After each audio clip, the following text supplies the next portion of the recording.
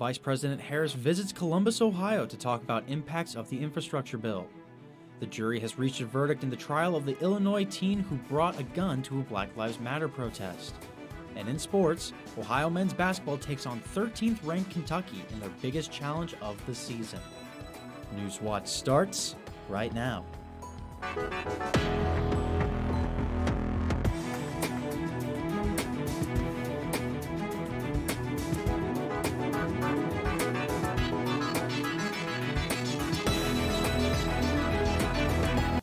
Good evening and welcome to Newswatch, your source for the latest news impacting southeastern Ohio. I'm Curtis Fader. Governor Mike DeWine is facing pressure to veto the state legislature's latest congressional map proposal. After passing the State House and the Senate earlier this week, the map now sits with DeWine, who must sign off before it goes into place. But a coalition of voting rights activists has since delivered a petition to the governor urging him to veto the map, which they see as unconstitutional and gerrymandered. WOUB spoke with Ohio Secretary of State Frank LaRose today on the issue, and LaRose sits on the state's redistricting commission, which failed to meet its deadline to agree on a new map, sending the process to the legislature instead. In LaRose's eyes, the issue begins with the United States Census Bureau, which was months late in delivering the state with crucial data used to build such maps. The Census Bureau dealt us a really bad hand. They should have had that data to us by April 1st. We could have had much greater opportunity for bipartisan compromise and consensus building if we had gotten the data in the spring as we should have. If DeWine chooses to sign off on the new map, immediate legal challenges are expected. The Ohio Supreme Court is already set to hear similar arguments surrounding state Senate and House district maps in December. A group of Ohio Democratic strategists are rolling out a new super PAC. The group, which calls themselves Bring Back Ohio, hopes the PAC will create a statewide campaign against corruption and extremism. The group is also hoping to capture the same energy as the Lincoln Project, the anti-Donald Trump national campaign. Jeff Rusnak, who previously worked on campaigns with U.S. Senator Sherrod Brown, says Bring Back Ohio plans to use proactive ads to make voters aware of the recent scandals connected to elected officials. The Republican National Committee calls Bring Back Ohio another dime-a-dozen dark money group for the Democrats. Larry's Doghouse is showing off its newly completed mural. The Athens hot dog restaurant unveiled the piece with a ribbon-cutting ceremony last night, celebrating the new mural along with recognizing local cancer survivors. It was painted in partnership with Passionworks Studios, a local art studio working to provide people with developmental disabilities a platform to create. Michelle Conroy is an artist with Passionworks and contributed to the new mural, and says she sees the opportunity to work on such a project as a gift within itself. I felt special that I even just touched the mural and worked on it and was a part of it. And, you know, that was good enough for me. And I felt like, you know, I'm really getting into this stuff. The mural is painted gold as the official color for childhood cancer awareness. Other partners in the project include nonprofit Turn It Gold and the Ohio University soccer team. Now let's head over to Cam Kuzno for our first look at our weather.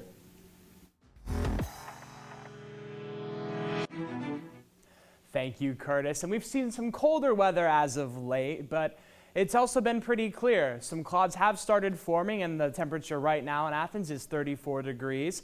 Sunset today was at 5:12 p.m. and winds have been pretty calm. Across the area, we see relatively stable temperatures. It's 34 degrees here in Athens and the surrounding areas, and it gets a little bit warmer towards the south in Arlington as well as Columbus. And the week ahead, there will be some rain this weekend, and winter temps are approaching very quickly. Also, in my full forecast, we'll find out what the weather will be like on Thanksgiving. Now, Winter Weather Week is coming to a close. Winter Weather Week is coming to a close, and Henry is here to tell you about a newer type of warning the NWS has brought about. Henry, what is a snow squall warning?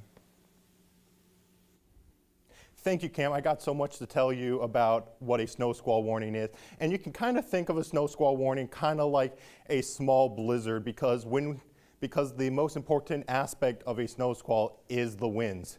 So what is a snow squall? By definition from the National Weather Service, it is a short-term and intense burst of snow with gusty winds. And because we see a lot of snow develop with this snow squall and with gusty winds, we'll quickly see visibilities drop to around 1/4 of a mile to even 0. And This is a new type of warning that came out a few years ago, and these warnings usually last up for around 30 minutes to an hour. So you kind of can treat this like a severe thunderstorm warning in the winter time. This right here is an example of a snow squall warning for New York City back a few years ago. As you can see, it kind of looks like a severe thunderstorm warning polygon, and the important information that is shared is that there's going to be reduced visibility, and it mainly focuses on highways, because when you're on the highway, you're not going to be able to see ahead of you. This is why snow squalls are very dangerous in the winter. So this means you can get a snow squall warning sent to your phone like you do with a tornado warning, a flash flood warning, or an Amber Alert. So if you're on the road, you need to definitely slow down. Now back over to Curtis. Thanks, Henry. Great analysis as always. Vice President Kamala Harris visited Columbus today to promote the newest bill of the infrastructure in regards to the House and Senate. She visited plumbers and pipe fitters and met with Secretary of Labor Marty Walsh. ABC6 reports Harris and the deal will make the most significant investment to fix the nation's roads and bridges in 70 years. She said the impact will be generational. In Ohio, Harris said there are nearly 5,000 miles of roads that need to be repaired, and she delivered remarks celebrating the passage of the bill and talking about how it will benefit Ohioans. Great to be here to celebrate the passage of the Bipartisan Infrastructure Investment and Jobs Act. So on Monday, just a few days ago, I stood next to our president, Joe Biden, as he signed this historic bill into law. And there at the White House, we were surrounded by some of the greatest leaders and members of the American labor movement. Plumbers and pipe fitters, iron workers and auto workers and laborers and electricians and teachers, workers from every industry who are impacted by this law were there. They helped inform it, and they helped pass it. Harris also spoke today on Biden's Build Back Better economic bill, telling the Columbus crowd she and the president are both confident it will become law. The sweeping bill was passed by the House this morning and would dramatically expand social services for Americans. Chris Wynn has the latest on the bill in Washington. In our nation's capital, the Build Back Better bill is passed. A big win for House Democrats after the passage of President Biden's sweeping $1.9 trillion spending bill, which would dramatically expand the nation's social safety net. This bill is monumental. It's historic, it's transformative, it's bigger than anything we've ever done. Among the many provisions, the Build Back Better Act would create a universal pre-K program, extend the enhanced child tax credit, and expand access to health care, affordable housing, and home care for seniors and people with disabilities. Democrats say these items are urgently needed, but Republicans have decried the legislation as reckless spending. It's a pathway to socialism. Friday's vote came after an overnight delay in which House Minority Leader Kevin McCarthy spoke for more than 8.5 hours, trying to stall action on the floor. Speaker Pelosi has crammed even more radical policies into a partisan bill that costs trillions in dollars we don't have, for government-run programs that nobody wants. In a statement, President Biden applauded the House's passage, calling it a giant step forward for his agenda. The bill now faces a tough road ahead in the Senate, where major changes are expected. But Democrats hope to send it to the president's desk by Christmas. Whatever comes out of the Senate, we'll be working together with them so that we have agreement when it comes back to the House. In Washington, I'm Chris Wynn. A verdict has been reached in Wisconsin in the Kyle Rittenhouse trial. And a Cincinnati nurse is facing trial for allegedly sexually assaulting patients in Warren County. These stories and more when Newswatch returns.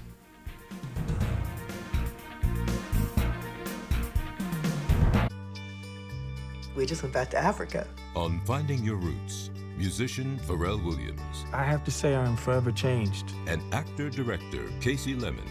I feel very proud of my American heritage. Slavery's impact. Turn the page. Impacts its descendants. It's messing with everything that I represent. Plus a DNA match. Ready to meet your cousin? Yes. Finding Your Roots.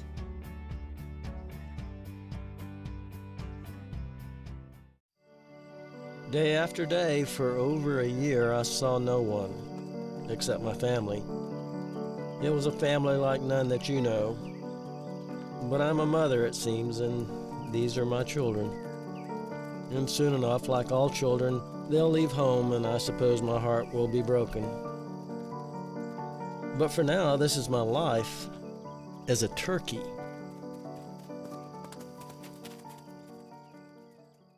This is my mom, Rebecca.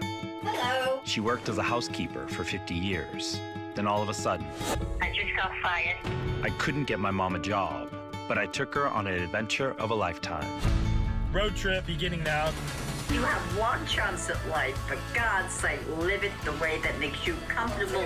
It doesn't matter what anybody else thinks. This is your life.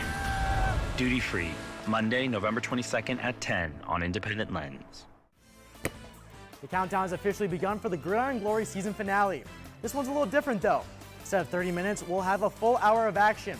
So turn the channel to WOUB at 11:30 p.m. on Friday to find out who won Player of the Year, Coach of the Year, and the All Gridiron Glory 50-player roster. We'll have all this and playoff coverage from our remaining teams in the 7-4-0. I'll see you then.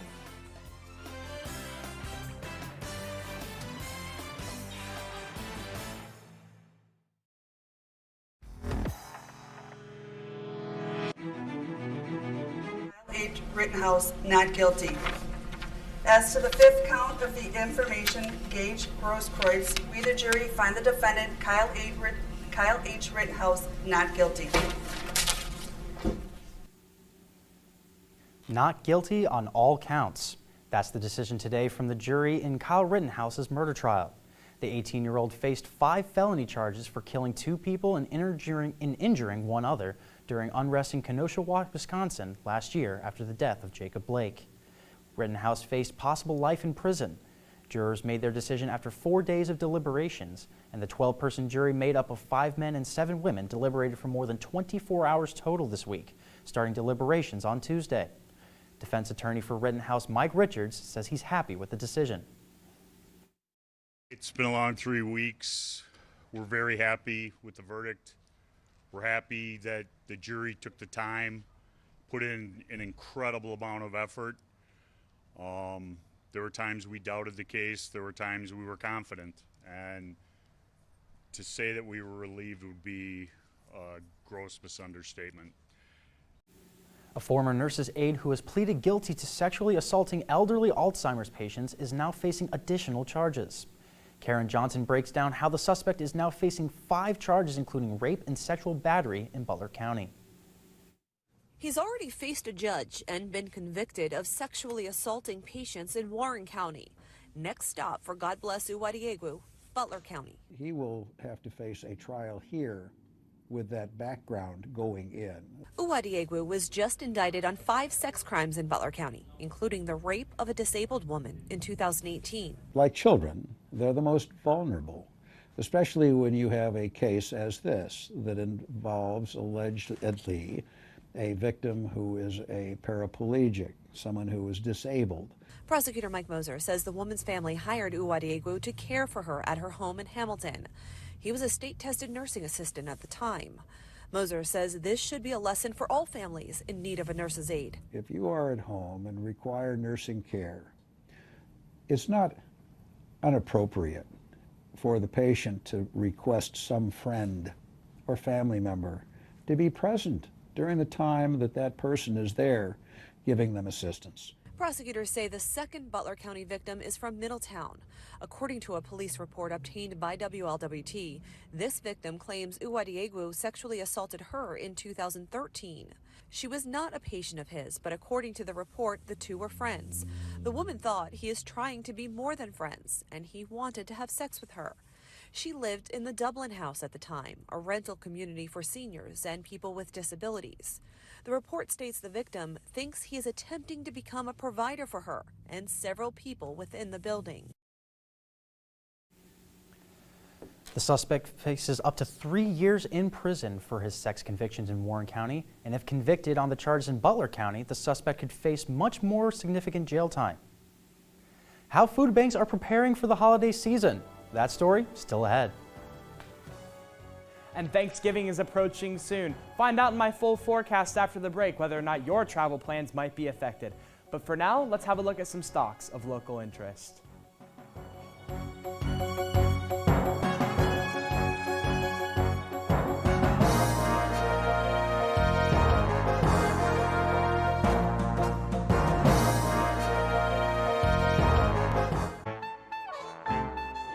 Next time on Antiques Roadshow, it's raining cats and dogs. We have never seen a cat. Really? And he's thoroughly delightful. It's nice to see this little dog again. I've met it once before. That's amazing. Do you like cats anymore after that? I'm beginning to love it. You won't want to miss our special edition, Antiques Roadshow, Cats and Dogs.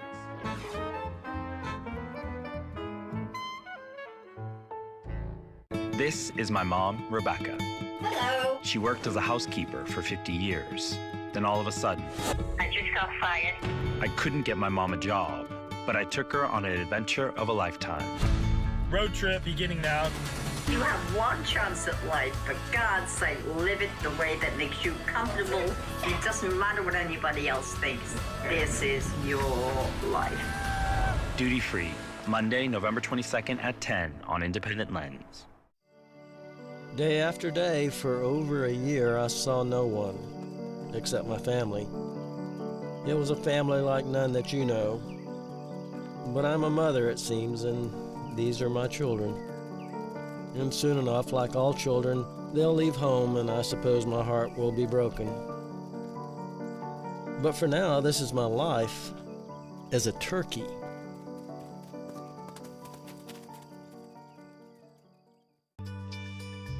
We just went back to Africa. On Finding Your Roots, musician Pharrell Williams. I have to say I'm forever changed. And actor-director Casey Lemons. I feel very proud of my American heritage. Slavery's impact. Turn the page. Impacts its descendants. It's messing with everything that I represent. Plus a DNA match. Ready to meet your cousin? Yes. Finding Your Roots.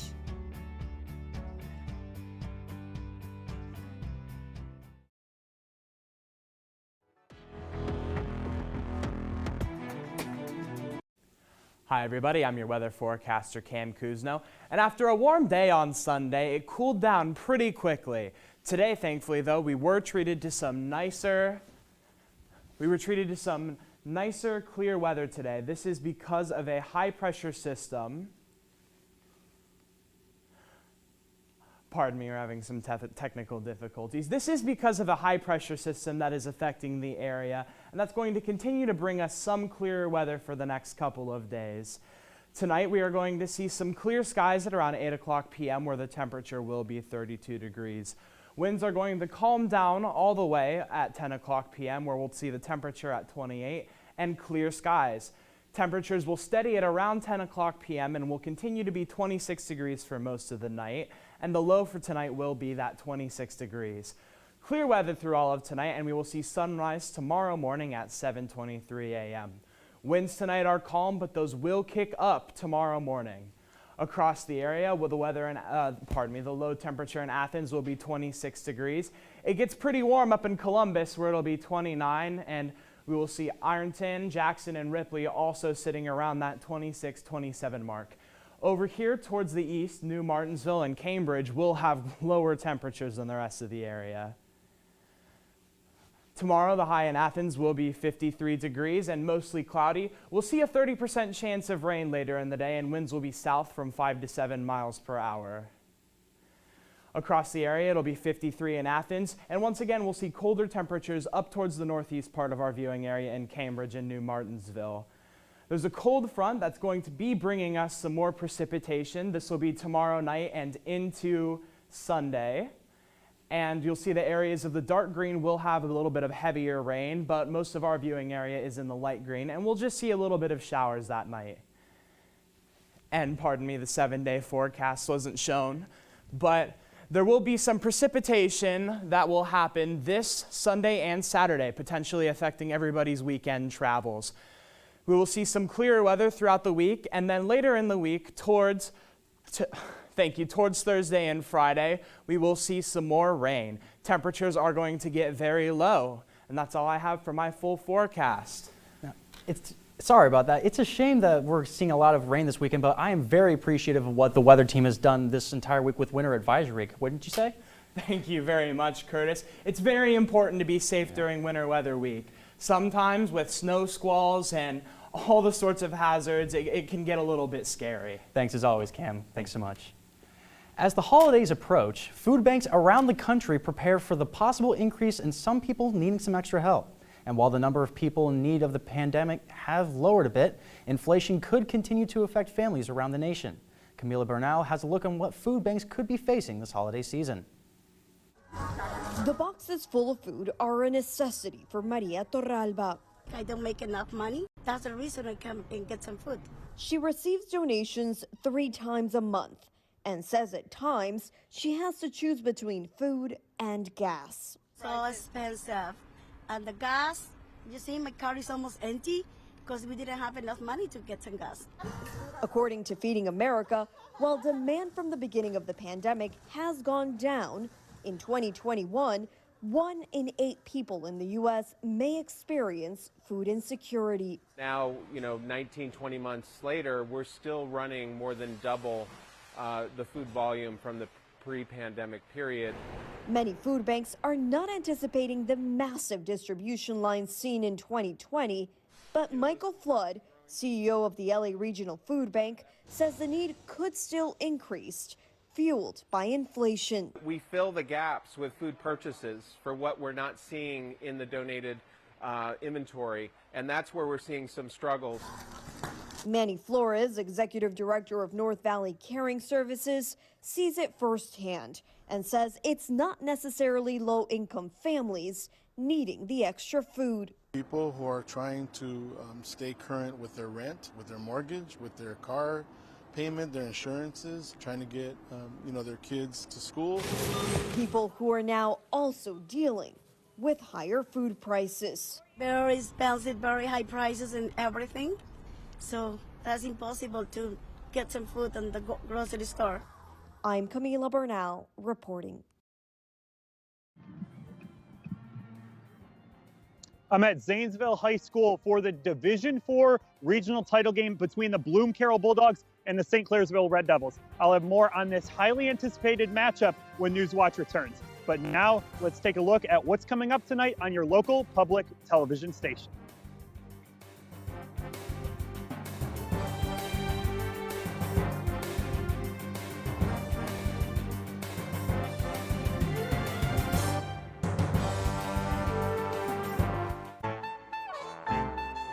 Next time on Antiques Roadshow, it's raining cats and dogs. We have never seen a cat. Really? And he's thoroughly delightful. It's nice to see this little dog again. I've met it once before. That's amazing. Do you like cats anymore after that? I'm beginning to love it. You won't want to miss our special edition, Antiques Roadshow, Cats and Dogs.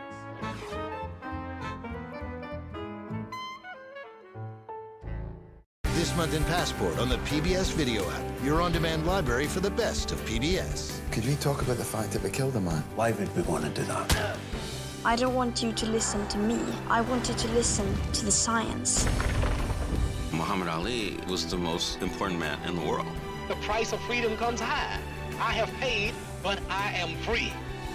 These and other shows from your PBS station are available with Passport on the PBS Video app. Download it today. We just went back to Africa. On Finding Your Roots, musician Pharrell Williams. I have to say I'm forever changed. And actor-director Casey Lemons. I feel very proud of my American heritage. Slavery's impact. Turn the page. Impacts its descendants. It's messing with everything that I represent. Plus a DNA match. Ready to meet your cousin? Yes. Finding Your Roots.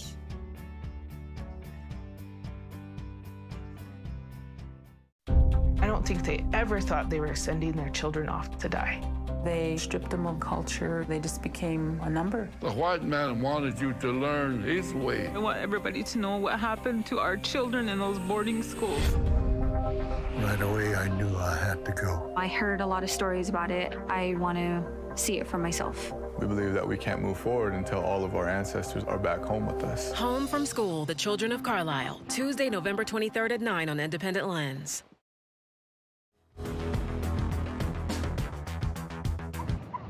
Welcome back to Newswatch. I'm Michael Roth. I'm at Zanesville High School for the Division IV Region 15 championship game between Bloom Carroll and St. Clairsville. These powerhouses have been dominant all season long, and it leads to a rematch from last year's regional title game. The Bulldogs dominated last season on enemy territory, winning every phase of the game, defeating the Red Devils 40-0. Some players like Hobie Scarberry are gone. Others, like quarterback KJ Benedict and Bo Wisecarver, are back for Bloom Carroll. On the other side, St. Clairsville will be relying upon their strong offensive line and improved defense that has held 7 opponents to single-figure scoring marks, including last week's 35-0 shutout of Meadowbrook. These two teams have been the best teams in the region all season long. Everybody's been wanting to see this rematch and see how it's going to shake out in 2021. There's another game going on tonight featuring Southeast Ohio squads. That's in Division III, Region 11, between the Granville Blue Aces and Western Brown. Both these teams are led by star quarterbacks.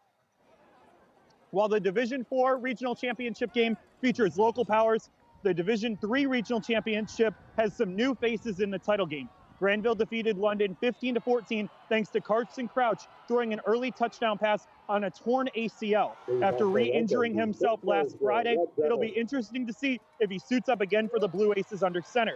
For Western Brown, it's all about quarterback Drew Novak. According to Max Preps, Novak leads the nation in passing yards. The Broncos just took out Jackson in a throwing contest. Will they pull off another upset of a top-seed team? Find out tonight on Gridiron Glory.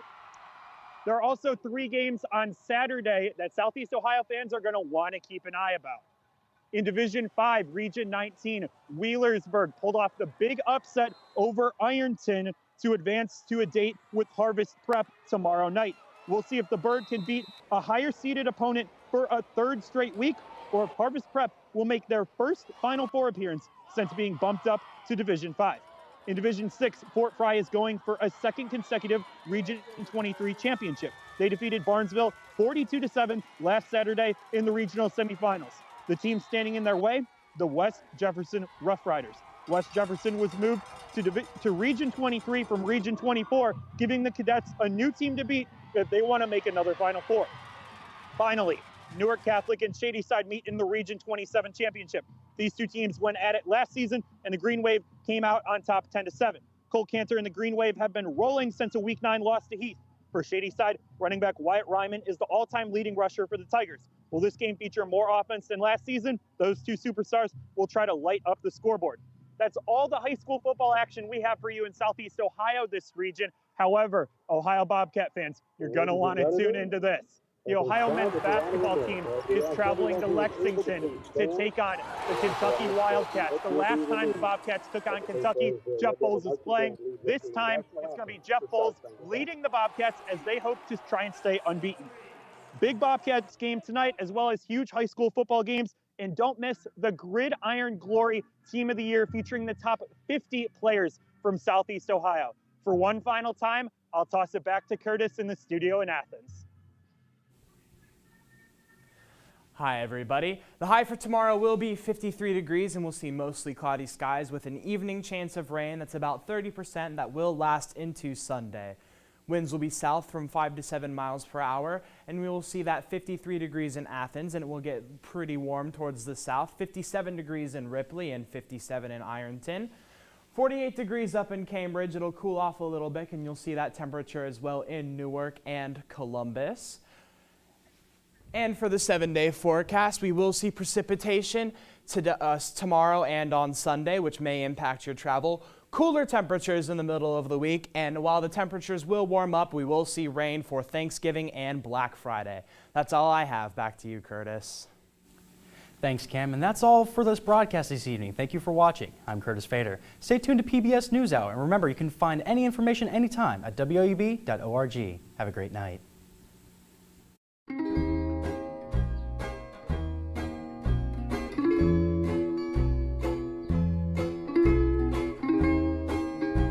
Support comes from Dean Heating and Cooling. Stay warm this winter with energy-efficient Tempstar heating.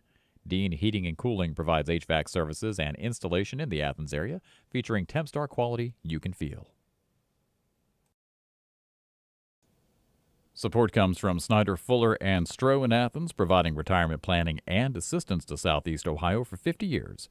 Snyder, Fuller, and Stroh, not just another financial firm. More information at snyderfullerstroh.com.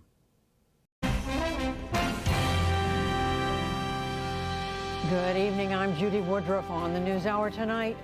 We, the jury, find the defendant, Kyle H. Rittenhouse, not guilty. Kyle Rittenhouse is cleared on all charges in a case that sparked national debate over racial injustice, guns, and self-defense.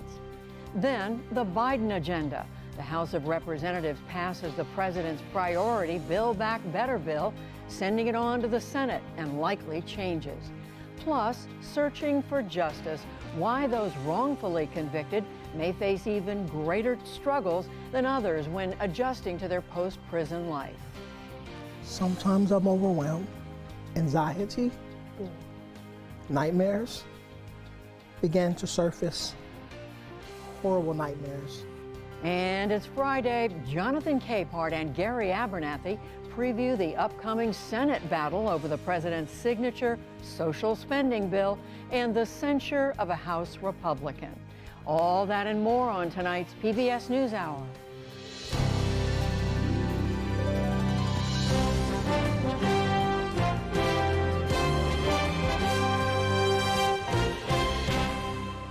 Major funding for the PBS NewsHour has been provided by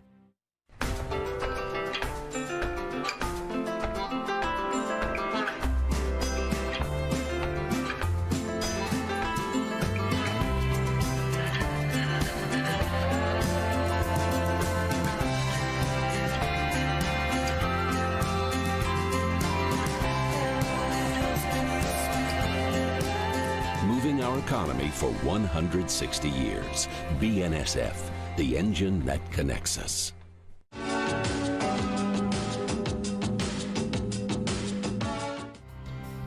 Johnson & Johnson. Financial services firm Raymond James. BDO, accountants and advisors. The John S. and James L. Knight Foundation, fostering informed and engaged communities. More at kf.org. And with the ongoing support of these institutions.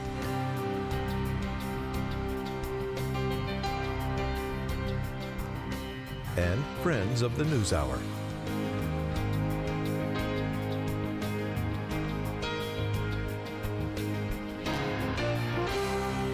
This program was made possible by the Corporation for Public Broadcasting and by contributions to your PBS station from viewers like you.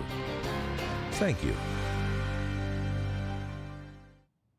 Kyle Rittenhouse, the teenager on trial for killing 2 people and shooting and wounding a third in Kenosha, Wisconsin, was acquitted by a jury today on all counts.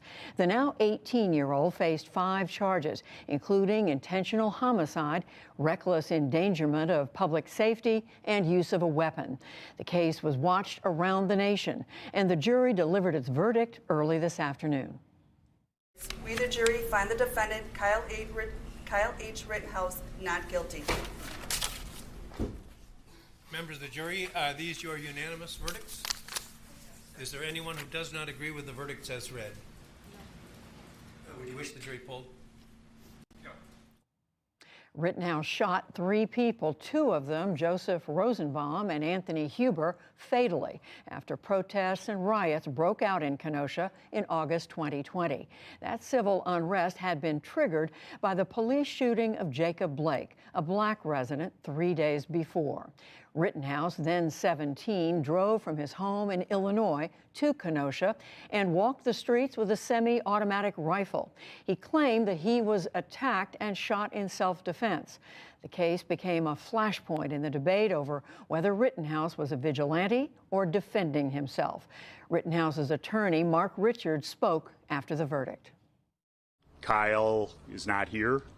He's on his way home. He wants to get on with his life. He has a huge sense of relief for what the jury did to him today. The story that came out from the beginning was not the true story, and that was something that we had to work to overcome in court, and we think we did that. Victim Anthony Huber's parents issued a statement this afternoon. Today's verdict means there is no accountability for the person who murdered our son. They wrote, "It sends the unacceptable message that armed civilians can show up in any town, incite violence, and then use the danger they have created to justify shooting people in the street." President Biden said in a statement that he joined other Americans who are angry and concerned over the verdict, but said it was important to abide by the jury's decision peacefully. Joining me now is David Schaefer, a correspondent for NPR, and Wisconsin attorney Julius Kim. He's a former assistant district attorney in Milwaukee County. Welcome to both of you. And David Schaefer, I'm going to start with you. I know you were at the courthouse when this verdict came down. Tell us what you saw of reaction to it. Well, it's a sharply divided reaction. You have people on both sides of the political aisle and both sides of the spectrum in terms of what they thought of Kyle Rittenhouse and whether or not he was guilty. There were some people who celebrated immediately.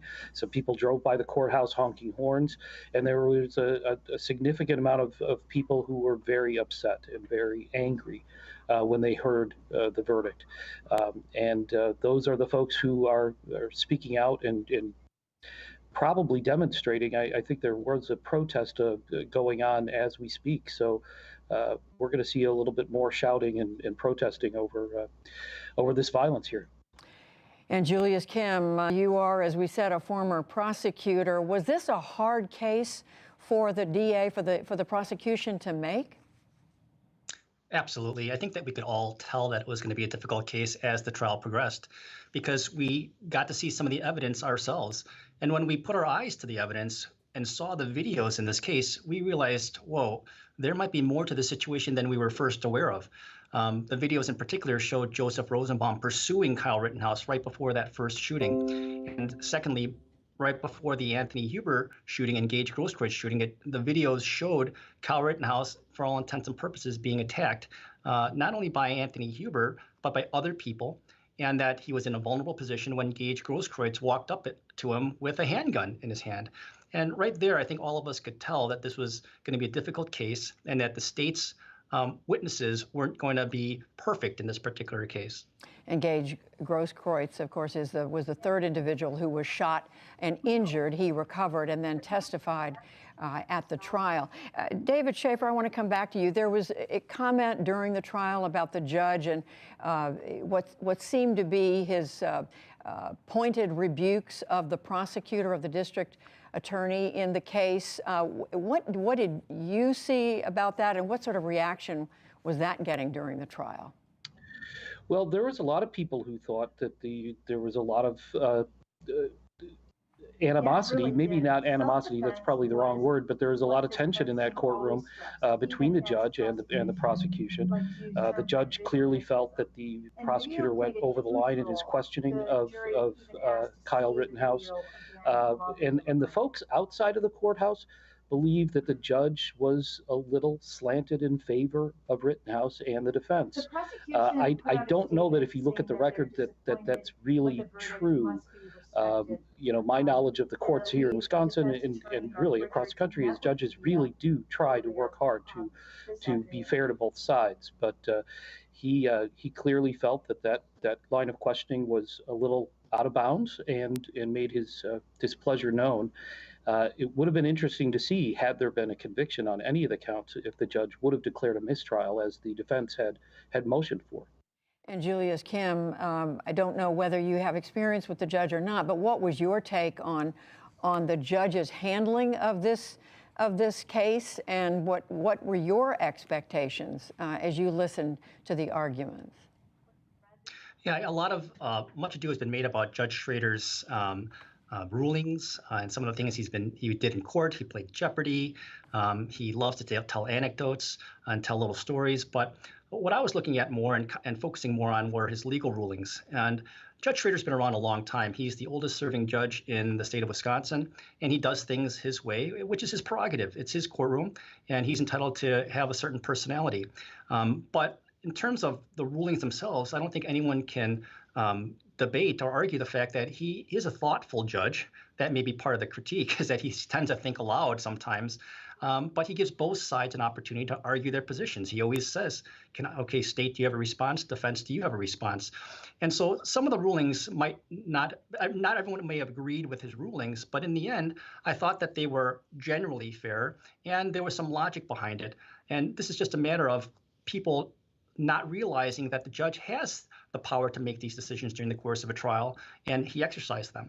And Julius, Kim, just staying with you, we're now hearing comment, including from the parents of one of the victims, concern about whether this sets some kind of precedent, either officially or unofficially, to the rest of the country, that it's okay to bring a gun to a protest. From a legal standpoint, is there precedent here in some way? I don't think there's any specific precedent as it relates to this case moving forward, but people tend to see verdicts like this as messages, and there are a lot of people, I imagine, that now feel emboldened to march right into a middle of a protest or a riot or whatever you want to call it with an AR-15 because they can. But I think that that's a dangerous thought process because this was a very, very unique case in that we had very specific facts in this case. We had video evidence showing exactly what precipitated the shootings in this case, and that might not happen in every situation. And so if people get the notion that they can show up to a protest with a long gun and that the law will somehow protect them as a matter of course, I think that would be a mistake. And David Schaefer, back to you finally. You said earlier there's an expectation or question about whether there will be protest today, tonight, into the evening. What do you know about that, and what are the expectations there in Kenosha?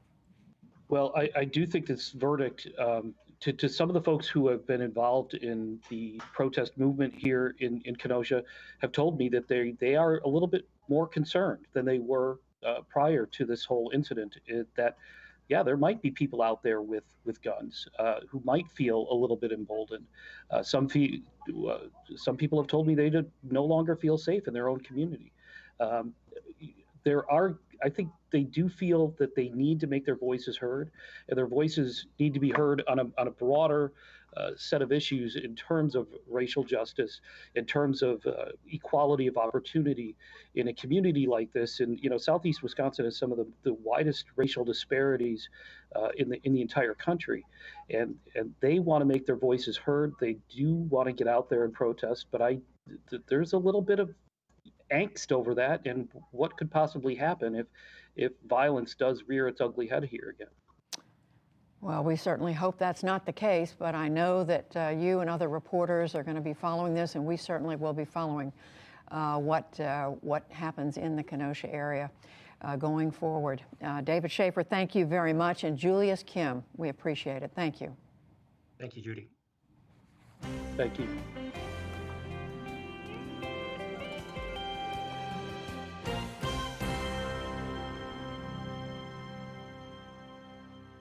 In the day's other news, lawmakers in the House of Representatives narrowly passed President Biden's massive Build Back Better legislation this morning after Republican leader Kevin McCarthy stalled the vote for more than 8 hours overnight. The sweeping social safety net and climate bill now goes to the Senate, where it will face further scrutiny. We'll have much more on this after the news summary. All adults in the U.S. are now eligible to receive a Pfizer or Moderna COVID-19 booster shot. The CDC approved their use hours after the FDA cleared the added dose. We'll take a closer look at the boosters also later in the program. Meanwhile, overseas, Austria's leaders announced plans for a nationwide lockdown to help slow a surge in COVID infections. It will go into effect on Monday. The country will also mandate COVID vaccinations next year.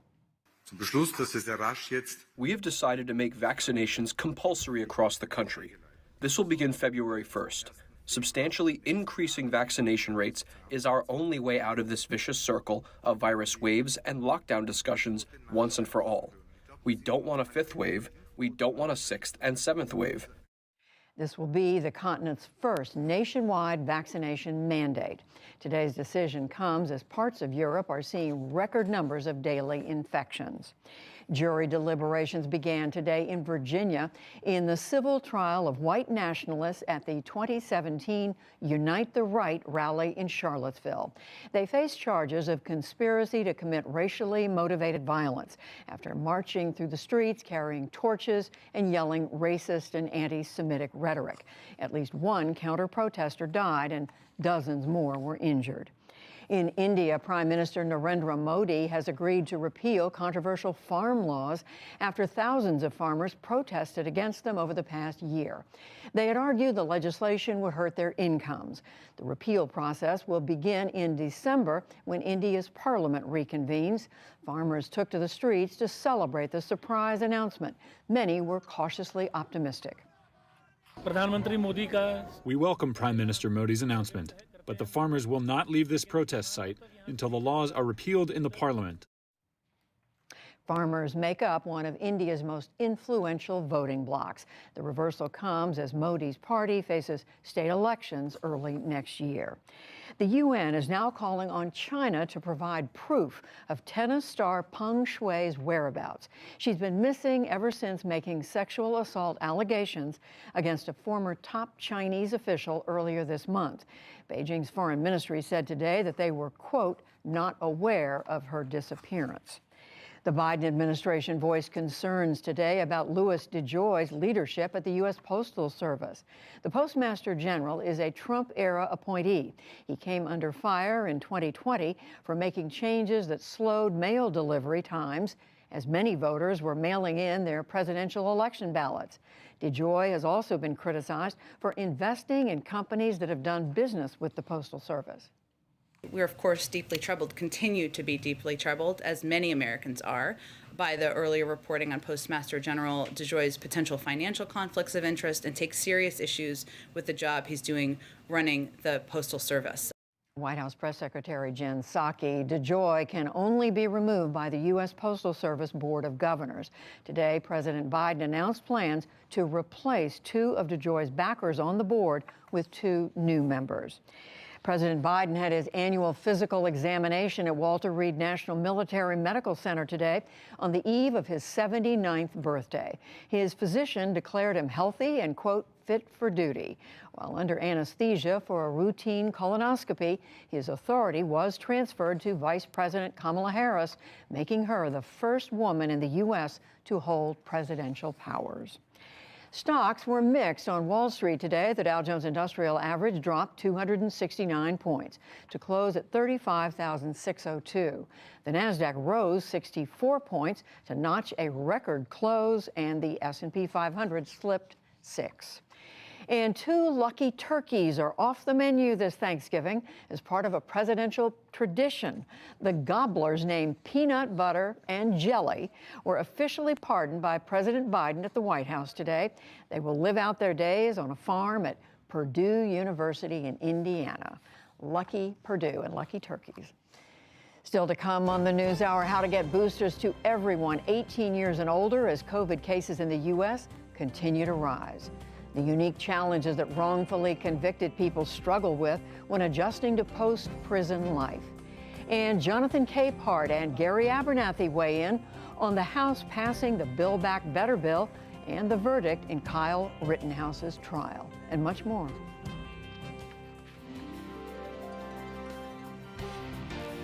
This is the PBS NewsHour from WETA Studios in Washington and in the West from the Walter Cronkite School of Journalism at Arizona State University.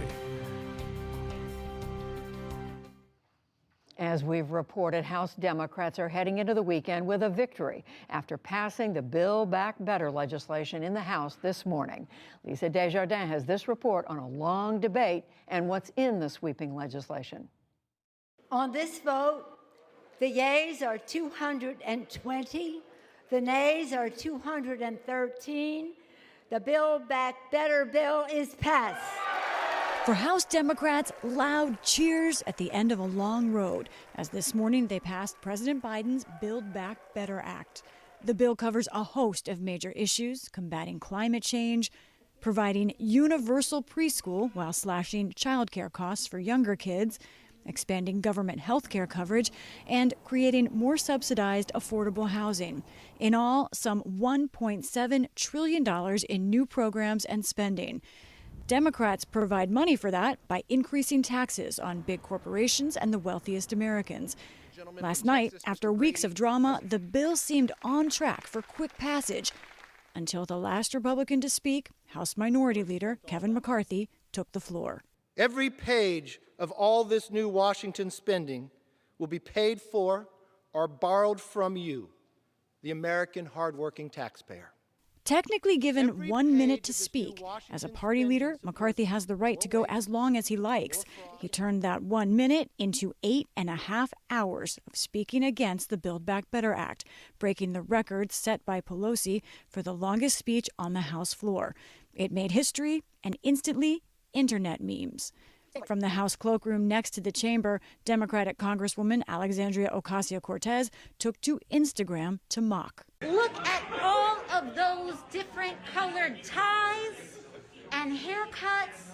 I have never seen a more diverse Republican Party than the one behind Kevin McCarthy right now. McCarthy spoke until nearly 5:30 in the morning, at times thundering in opposition to the bill. You're celebrating it when inflation is at a 31% height. Gas prices, Thanksgiving, a border that in a few months breaks every record of the last 3 years combined.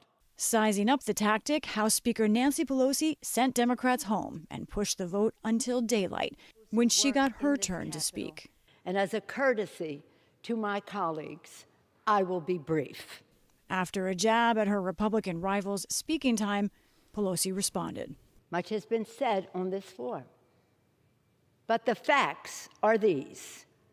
Following the vision of President Biden, guided by the expertise and energy of our chairs, members, and staff, we have Built Back Better bill that is historic, transformative, and larger than anything we have ever done before.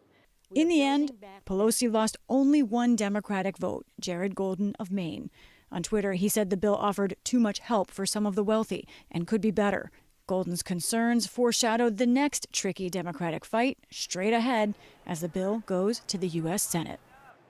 And Lisa joins me now after a night of not much sleep.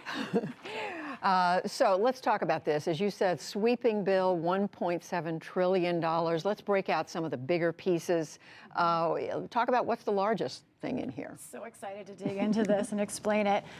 At the top of the list of many large programs of this is childcare. Combined, the child care and preschool programs together are $400 billion in this bill. Let's take people through that. So that's a big chunk right there. What they would do, this would offer voluntary free preschool for every child in America, ages 3 and 4, and also for the majority of families with kids up to age 5, it would cap their child care costs no greater than 7% of their income. That's a sea change. Now, one thing. States have to opt in to this program. It's a bit like Medicaid. So there's a question of which states would do it, which states would not. But Judy, this child care portion is on an Obamacare kind of scale, even larger than Obamacare potentially. If many states sign up, Republicans say that's a problem. They say it's a sweeping program, too much government, and they say it could hurt the child care industry if it's not done well. So I'm going to have you break out another piece of this, and that's climate change. We know what a priority that is for Democrats. What does the bill do to address that? Judy, this bill has climate change in almost every section. There are 55 at least different programs dealing with climate in this, but I want to talk about sort of overall some of the biggest items. Overall, this bill spends over $500 billion, $550 billion to be exact, on climate. There are tax credits in here for energy efficiency in your home, in your workplace, new kind of electric cars, even electric bicycles are in here. There is a limit on methane gas that would go into effect in 2023. There would be a cost to industries that emit too much methane gas under the current form of the bill. We'll have to see if this remains in it. Then there is also the Civilian Climate Corps. That's a big thing that Senator Bernie Sanders has wanted. Interesting, Judy, that would be young people doing climate projects across the country. It would be part of AmeriCorps. AmeriCorps' budget right now, $1 billion. The budget for this, $15 billion. it would make AmeriCorps a much larger industry, a much larger department. It would change the nature of what it does. And focused on climate. So Lisa, this obviously comes with a price tag, and you were talking about that last night, but we now know more about the price tag. What can you tell us? We were just getting that information as we were going to air last night, so I'm really glad to be able to talk more about this. Now, this bill does add to the deficit, but it depends on who you talk to. Let's go over what we talked about last night. Here's the Congressional Budget Office score that we talked about. $367 billion added to the deficit. That is from the main bill, the programs and the spending involved. However, there is a separate portion that CBO did not score along with that, which is stepped up IRS enforcement, the idea of finding people cheating on their taxes. CBO estimates that that part of the bill could bring in over $200 billion. So do the math, you add that all up, what do you get? According to CBO, a deficit of about $160 billion, not as much as that bigger number.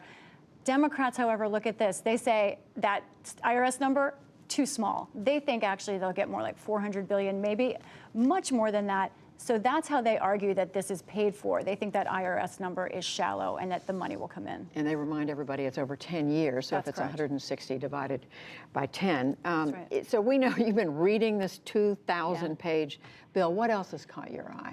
How much time do you have? There's so much to talk Hours. about here. We Let's have do hours. it. There are a few things I want to highlight just to give people a sense of the scope of this, the big and small. Let me highlight a few things. There is a small amount of money in this bill, which is $50 million, large money to everyone else. In a bill like this, it's not that much, but it's to protect older forests around the country, things like the sequoias and older growth forests. Also something that's in here that one of our producers, Tess Conchatori, spotted, payroll credits for local newspapers and journalists to try and encourage local news again. And then also something I want to talk about that I spotted. This is an attempt in this bill to phase out sub-minimum wage for workers with disabilities. Judy, you and I have talked about this before. Since 1938, this country has allowed certificates so that some employers can pay workers with disabilities sub-minimum wage, as low as $3–4 an hour. This bill has incentives to try and pay those employers to raise the wages. It's a complicated debate because they want to keep the number of jobs while increasing those wages. This bill takes a stand. It's a bipartisan idea that's in here.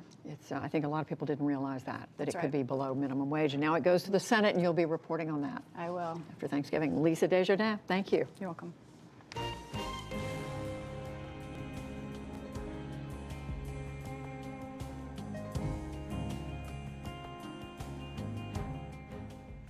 As we reported, the government's top public health agencies are making vaccine boosters available to anyone in the U.S. 18 years or older. As Stephanie Tsai tells us, the change is aimed at helping during the winter months ahead. Judy, starting this weekend, boosters will now be available for any of the 3 federally approved vaccines. At least 10 states had already made this change as COVID cases rise, up 33% in the last 2 weeks. For the moment, death rates are stable, but the country is still averaging more than 1,100 deaths a day. For more on what we should know, I'm joined by Dr. Robert Wachter, chair of the Department of Medicine at the University of California at San Francisco. Dr. Wachter, thank you for joining us on the NewsHour. Let's get right to it. Would you at this point advise every adult to get a booster shot, and why or why not?